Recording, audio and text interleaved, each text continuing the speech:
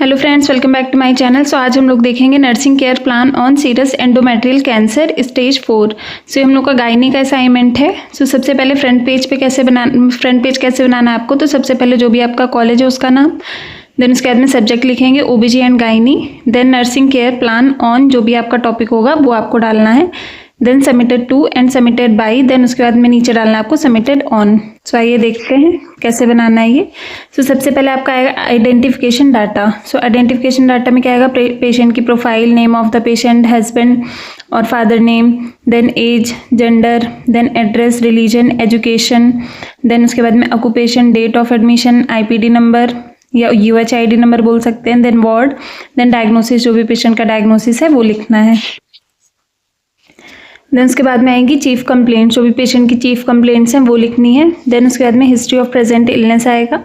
Then उसके बाद में मेंस्ट्रुअल हिस्ट्री, जो भी पेशेंट की मेंस्ट्रुअल हिस्ट्री है वो आएगा। इसमें आएगा age of menarche, last menstruation period, then उसके बाद में मेंस्ट्रुअल पैटर्न आएगा। देन उसके बाद में cycle length, duration, amount, associated pair या फिर एनी अदर कोई भी कंडीशन है वो आएगी।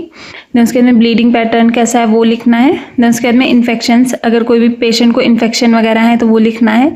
History of sexually transmitted infection, history of vaginitis, then history of pelvic inflammatory disease हो गया।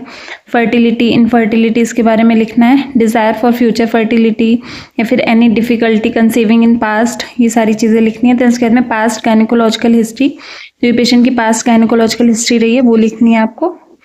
देन उसके बाद में आएगा मेडिकल हिस्ट्री, जो भी पेशेंट की मेडिकल हिस्ट्री होगी वो लिखनी है, जिसमें करंट और पास्ट इलनेस आएगी। देन हॉस्पिटलाइजेशन हुआ या नहीं वो लिखना है।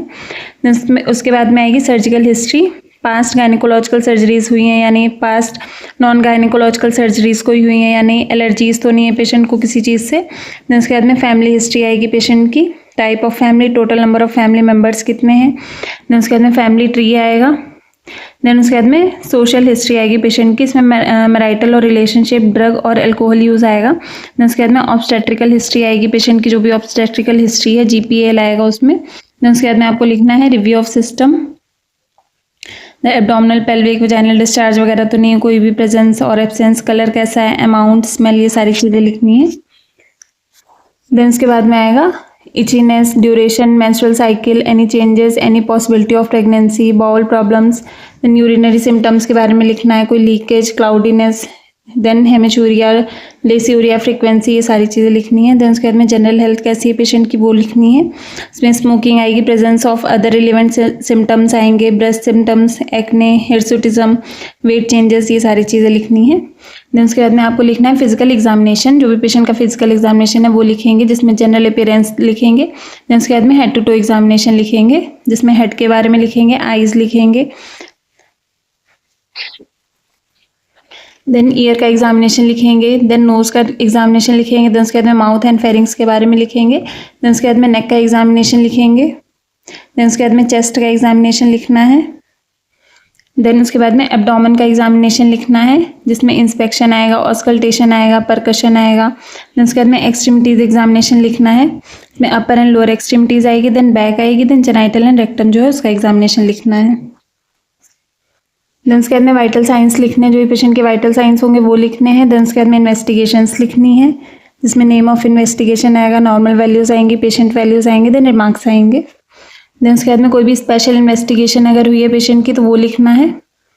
देन उसके बाद में मेडिकेशन, जो भी पेशेंट को मेडिकेशंस जा रही हैं वो लिखनी है।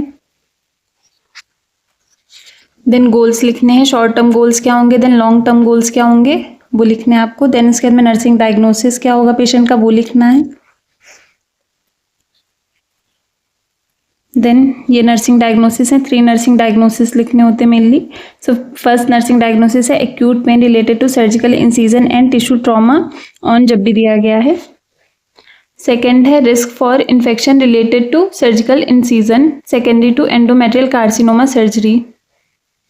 देन थर्ड मैंने बनाया impaired physical mobility related to post operative pain and weakness. Then उसके बाद में आएगी आपकी हेल्थ एजुकेशन, जो भी आप पेशेंट को हेल्थ एजुकेशन देंगे, जिसमें डाइट के बारे में बताना है, एक्सरसाइज एंड एक्टिविटीज जो भी हैं उसके बारे में बताना है। देन उसके बाद में वुंड की हाइजीन जो है उसके बारे में बताना है। देन उसके बाद में मेडिकेशन, जो भी पेशेंट को मेडिकेशन है, कॉम्प्लायंस उसके बारे में बताना है। देन उसके बाद में फॉलोअप एडवाइस देनी है पेशेंट को। देन एट द एंड क्या लिखना है आपको, बिब्लियोग्राफी, सो ये हम लोगों की जो नर्सिंग केयर प्लान था गायनी में ये कंप्लीट होता है। सो हम लोगों ने किस पे देखा, nursing care plan on serous endometrial cancer stage 4B। So अगर आपको मेरा वीडियो पसंद आया तो प्लीज़ लाइक कर देना, शेयर कर देना एंड सब्सक्राइब कर देना। धन्यवाद।